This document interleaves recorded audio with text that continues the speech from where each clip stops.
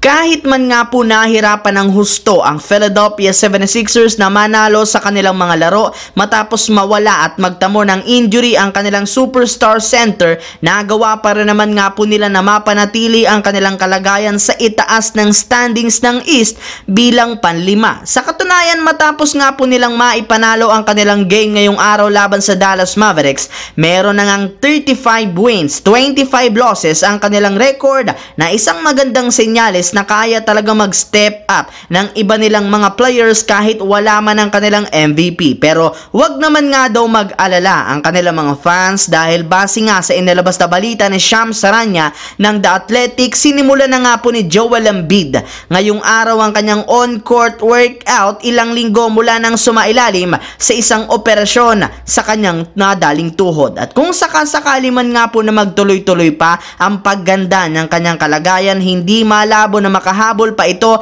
para sa kampanya ng Philadelphia 76ers sa kanilang playoffs. Samantala, dito naman sa ating pangalawang storya sa balitang at mensahe ni Jaylen Brown para sa Golden State Warriors. Naipamalas nga po ng Boston Celtics ang kanilang tunay na lakas matapos nilang tambakan ng 52 points ang Warriors sa kanilang game. Kaya dahil dyan, mas lalong tumaas sa 48-12 ang kanilang hawak na record bilang top 1 sa East. Bukod nga po dyan, umabot na rin naman sa 11 games ang kanilang kasalukuyang winning streak, kaya wala nga talagang duda, best team sila. At kasunod nga ng kamanghamanghang pagkapanalo ng Celtics, sinabi nga po ni Jaylen Brown na kung gusto man nga talagang pabuilohin ng Golden State Warriors sa 3-point line, maaari nga po nila itong gawin buong laro. Isinadjust rin naman ito sa iba pang mga teams na pwede rin naman nga nilang gayahin ang pag-disrespect sa kanya ng Warriors sa kanilang mga susunod na laban. Gayong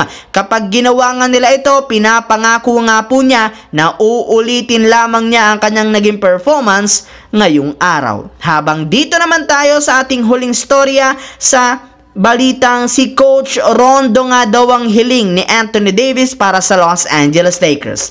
Kahit man natalo ang Los Angeles Lakers sa kanilang huling game laban sa Denver Nuggets, hindi para naman nga huli ang lahat para sa kanilang team para makabawi. Sa katunayan, medyo pumabor pa nga sa kanila ang mga resulta ng mga laro ngayong araw sa NBA, katulad na lamang ng pagkatalo ng Phoenix Suns, Dallas Mavericks at Golden State Warriors, since mas bumaba nga po ang kalamangan sa kanila ng mga ito sa West. Kaya ang kailangan na lamang nga pong gawin ngayon ng Los Angeles Lakers, maipanalo ang kanilang mga susunod na laro. Ang problema lamang, medyo hindi na rin naman natutuwa pa ang kanilang mga players na pinaggagawa ngayon ng kanilang head coach na si Darvin Ham, since marami nga itong nagagawang maling desisyon sa mga nakalipas na laban. Maging si Anthony Davis, isa na rin naman sa naiinis sa kanya. Nagpapahiwatig na rin naman nga ito sa kanyang interview na gusto nga nito ng bagong head coach. Yes, mga idol, kung sakasakali man nga po natanggalin nila si Darvin Ham,